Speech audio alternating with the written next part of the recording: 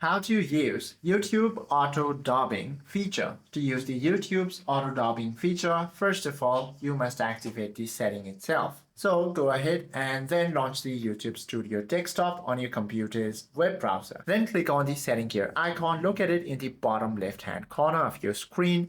Then click on the Upload Defaults tab from the left hand sidebar and click on this Advanced Settings horizontal tab at the top middle. Now you simply have to scroll down past your standard category boxes to find the automatic dubbing section. Then check the boxes or box labeled as Allow Automatic Dubbing for all future videos.